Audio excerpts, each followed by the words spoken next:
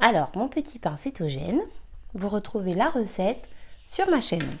Donc, je vais déguster la recette d'aujourd'hui, qui franchement a l'air déjà très bonne. Alors,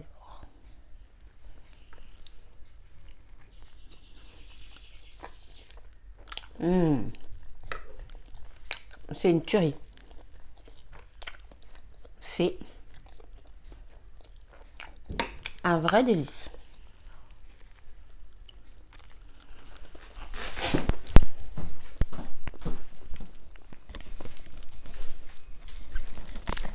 Bonjour à toutes et bonjour à tous. Alors, bienvenue sur ma chaîne Les Chroniques de Cristal. Bienvenue aux nouveaux arrivants et pour ceux qui sont toujours là, merci. Alors, aujourd'hui, je vous retrouve pour une recette de fromage. Donc, bienvenue dans ma cuisine. Donc, aujourd'hui, je vous propose un fromage de chez moi. Entre guillemets quand même, mais de chez moi. Effectivement, je viens de Franche-Comté, plus précisément de Haute-Saône. En tout cas, c'est là où j'ai passé le plus de temps dans ma vie. Voilà. Et donc, aujourd'hui, je vous propose une recette de cancoyote. Donc, qu'est-ce que la cancoyote? La cancoyote, c'est un fromage qui est vieux de 2000 ans, qui est très facile à réaliser, qui est extrêmement bon, qui peut accompagner tout un tas de plats, qui peut se manger tout simplement avec du pain. Voilà, sur des tartines. Moi, perso, je suis tellement gourmande que je le mange à la petite cuillère, donc ça part vite. Ça peut se manger également avec des pâtes, avec des légumes, avec de la viande, enfin avec tout en fait. Ça peut, en général, on l'utilise, enfin c'est pas en général, mais disons que en Haute-Saône, parce que c'est un fromage qui vient de Haute-Saône, je ne sais plus si je vous l'ai dit, donc c'est originaire de Haute-Saône, donc de Franche-Comté, Haute-Saône, département 70. Donc c'est un fromage qui peut, en cuisine, remplacer la crème fraîche. Pour plusieurs raisons. Déjà parce que c'est très bon. Et effectivement, c'est un fromage qui est très peu calorique. Alors, donc, je vais commencer par le début. C'est un fromage qui est à recette de base, donc la cancoyote nature, qui est à 8% de matière grasse. Donc, comparé à d'autres fromages, effectivement, c'est très peu comme pourcentage. Moi, la recette que je vais vous proposer est plus grasse. Pourquoi ? Parce que comme je vous le dis tout le temps, j'ai une alimentation keto, donc cétogène. Je mange beaucoup de matière grasse et pas de sucre du tout. Donc, je vous explique au fur et à mesure de la préparation la recette de base. Si vous voulez faire la mienne, bah, faites-la.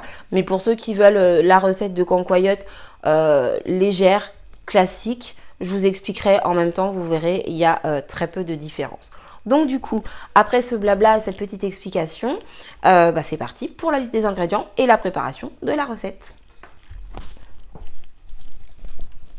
Alors, pour la recette, j'ai besoin donc de 80 g de beurre, un verre d'eau.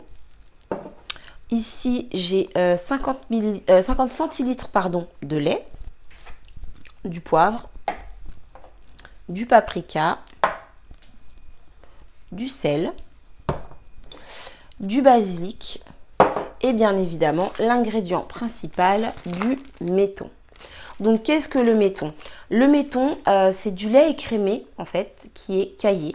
Donc parce qu'à l'origine de la cancoyote, lorsque ce produit a commencé à être fabriqué, c'est un produit en fait qui vient des plaines de Franche-Comté, donc de Haute-Saône. En montagne, on fabrique du fromage tel que du comté, de la tome, et en plaine, on faisait plutôt du beurre et de la crème. Et donc on obtenait, ce qui restait après ça, c'était du lait écrémé. Donc le méton en fait, c'est tout simplement du lait écrémé que l'on fait cailler. Et donc la matière épaisse qu'il en reste, on la fait sécher. Donc je vais vous montrer de toute façon la texture du méton. Donc voilà, petit cours d'histoire, hein, j'explique parce que tout le monde ne connaît pas la cancoyote. Moi je suis à Nantes et c'est vrai que quand je parle de cancoyote en général, on me regarde avec des gros yeux en me disant qu'est-ce que c'est que ça. Donc c'est pour ça que je vous explique pour les personnes que ça peut intéresser. Et puis c'est toujours bon de savoir ce que l'on mange et d'où ça vient. Alors dans un premier temps, donc ça y est, je commence la recette, ne vous impatientez pas. Donc, alors, juste une petite précision, pardon. Donc pour les personnes qui veulent la recette classique, très pauvre en calories, en matière grasse, il vous faut tout simplement, donc là j'ai 500 grammes de méton. Donc c'est du méton de Franche-Comté, c'est ma maman qui me l'a envoyé. Donc je suis très contente, du bon méton bien franc-comtois, parce que la cancoyote qu'on trouve en Loire-Atlantique, c'est pas trop ça. Bref, donc il vous faut pour 500 grammes de méton, 50 centilitres d'eau. Voilà, c'est tout. Donc, du coup, je reprends. Alors, dans un premier temps, je prends ma casserole. Je ne sais plus si je vous ai dit qu'il fallait 2 gousses d'ail. Donc, bref, je vous le dis, je m'excuse. Je parle un peu beaucoup et... Un peu beaucoup, non. Je parle beaucoup. Et du coup, j'oublie de lister les ingrédients. Alors, du coup, j'ai donc épluché ma gousse d'ail.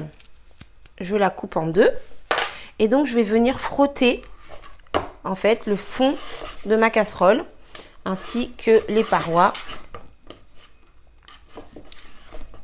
Alors, c'est pas très pratique avec mes grands ongles. Bref. Donc voilà, je frotte ma casserole avec ma gousse d'ail. Alors, gousse d'ail que vous pouvez conserver si vous souhaitez en ajouter dans la cancoyote. Bien évidemment, c'est optionnel. Mais voilà, si vous aimez ça, si vous voulez aromatiser, du moins parfumer votre cancoyote, vous pouvez conserver. Alors du coup, maintenant, je vais passer sur la gazinière et je vais vous montrer la texture du méton et donc la préparation. Alors du coup, hop, donc voilà à quoi ressemble le méton. Donc je le mets dans ma casserole.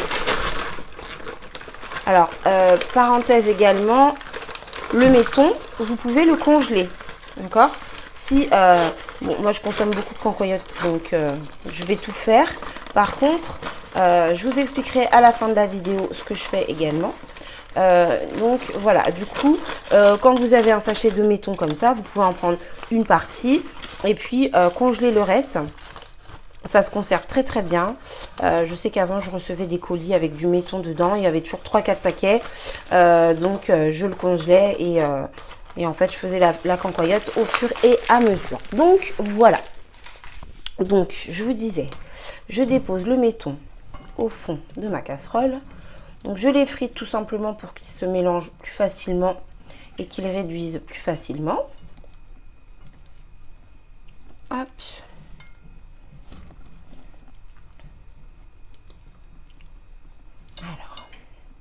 Donc là, j'ai une bonne quantité de cancoyote qui m'attend. Et bon, comme je vous dis, moi, je suis une gourmande, donc ça part très vite. Hop, voilà. Donc, je les réduis au maximum. Donc maintenant, je mets à feu doux. Et donc, j'ajoute un peu d'eau. Donc là, comme je vous ai montré, hein, j'ai un verre à peu près rempli jusqu'ici. Donc, je laisse à feu doux. Et je vais mélanger régulièrement jusqu'à l'obtention d'une pâte assez fluide. Alors, je mélange, ça commence à réduire déjà. Alors, je ne sais pas si vous voyez bien. Voilà.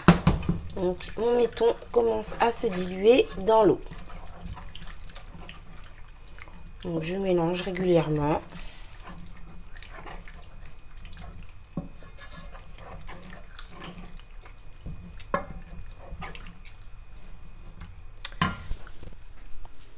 Alors, du coup, voilà, ma pâte est lisse. Alors, attendez, j'ai ma casserole qui tourne. Je vais essayer de vous montrer ça. Ah oui, voilà, comme ça. Alors, j'espère que vous voyez bien. Donc, j'ai une pâte bien lisse. Donc, il reste encore des petits morceaux de méton, mais c'est pas grave. Des petits morceaux solides, ça va finir de se dissoudre. Alors, à cette étape, je vais maintenant ajouter le beurre. Donc, comme je vous ai expliqué, j'ai 80 g de beurre. Donc ça, c'est le beurre salé que j'ai fait moi-même. Donc sur ma chaîne, il y a une recette de beurre.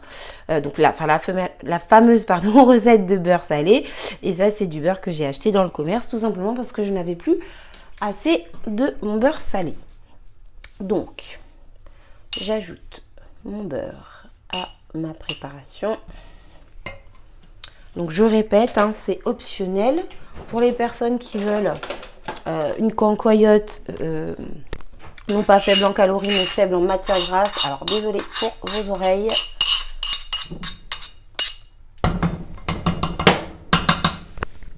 Je fais un peu de bruit, pardon.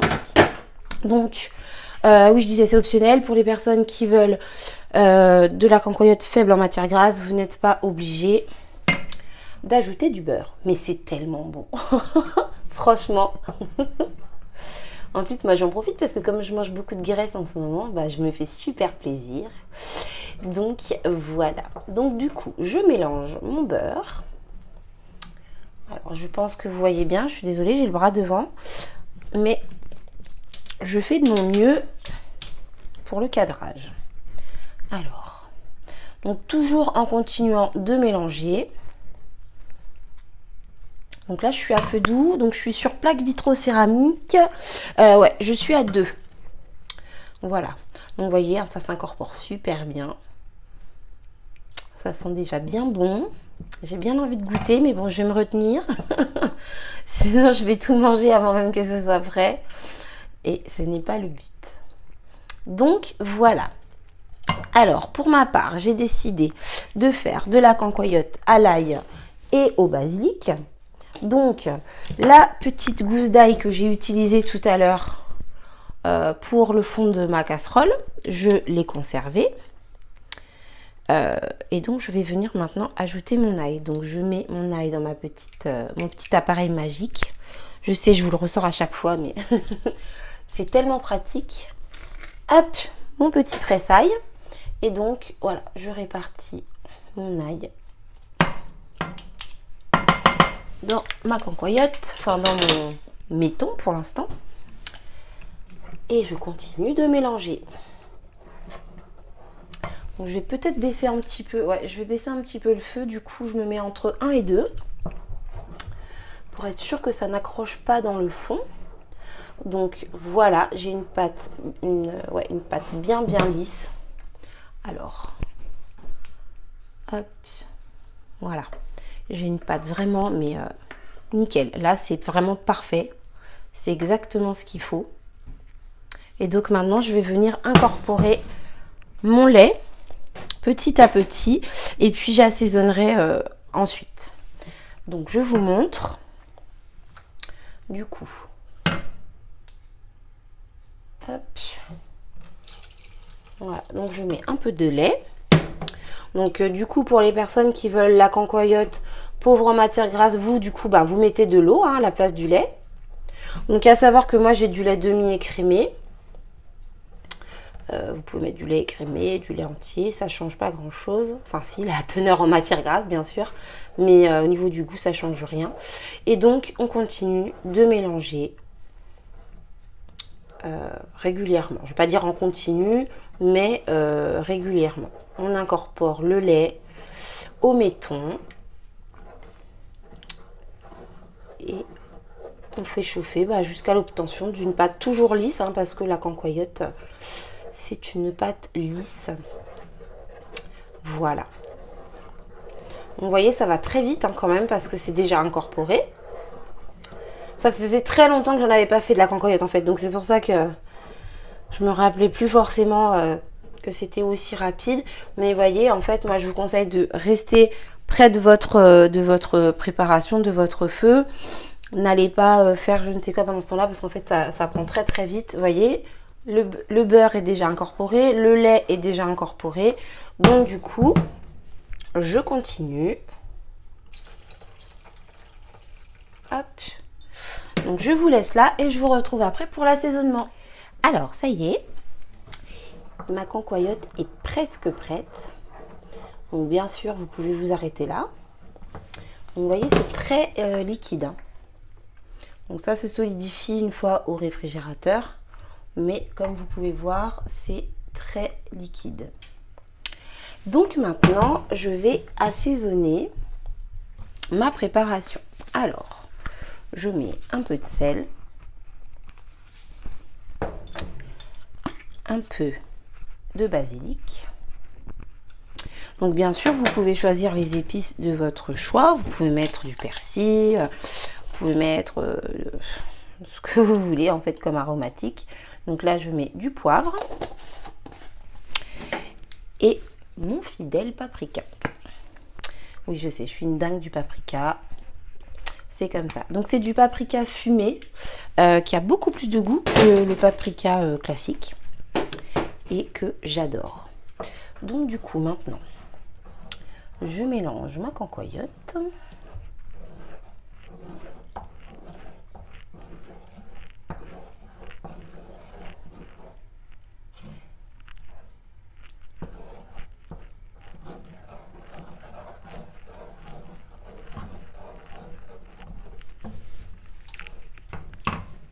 Donc voilà, ça y est, ma cancoyote est prête. Ça sent super bon. J'ai déjà envie de me régaler.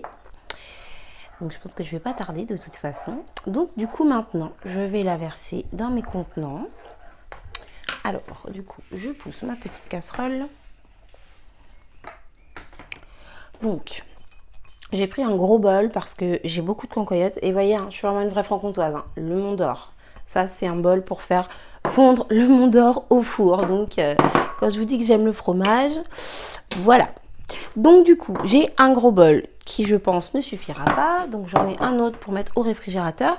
Et j'ai ici, alors vous voyez, encore hein, de la cancoyote. Donc celle-ci, je peux vous assurer que elle n'a rien à voir, même si ça dépanne.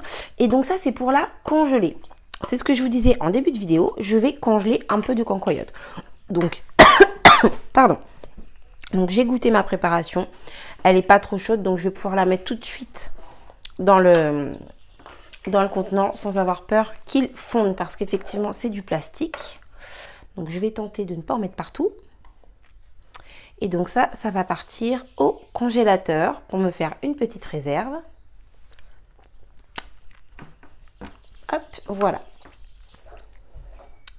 Et donc maintenant je verse dans mon bol.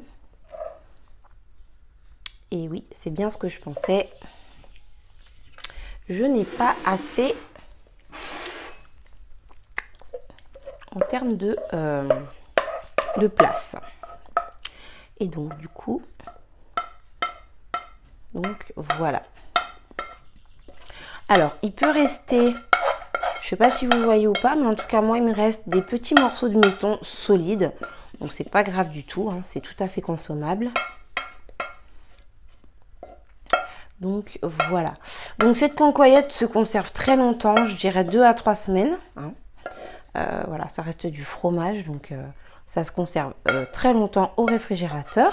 Et comme je vous expliquais, hop, voilà. Donc les enfants vont venir lécher la cuillère, je pense. Donc comme je vous expliquais, ici j'en ai mis donc dans un petit pot que je ne vais pas pencher parce que je vais tout renverser. Donc voilà, ça part au congélateur. Donc bien évidemment, je la laisse refroidir totalement avant de la mettre au congélateur. D'ailleurs, ça c'est pareil, hein, je laisse refroidir avant de mettre au réfrigérateur. Du coup, voilà ce que donne ma petite cancoyote ail et basilic. Donc du coup, j'espère que cette recette vous a plu parce que moi, en tout cas, j'ai adoré vous la faire et me la faire aussi, bien sûr. Donc n'hésitez pas à me dire si vous l'avez refaite, si ça vous a plu, si vous avez aimé, ce que vous en pensez. Pour les personnes qui ont découvert la cancoyote dans cette vidéo, n'hésitez pas à me dire ce que vous en pensez. Je pense que sur internet, vous pouvez trouver du méton. Donc le méton, je rappelle, c'est du lait écrémé caillé, donc qui sert pour la préparation de la cancoyote. Donc moi en tout cas je vous fais des gros bisous, je vous dis à très bientôt pour une prochaine vidéo. Pensez à vous abonner si vous aimez mon contenu, à liker si la vidéo vous a plu et à partager si vous pensez que ça peut servir à d'autres personnes. Je vous fais des gros bisous, je vous dis à très bientôt. Merci d'avoir regardé la vidéo, bye bye.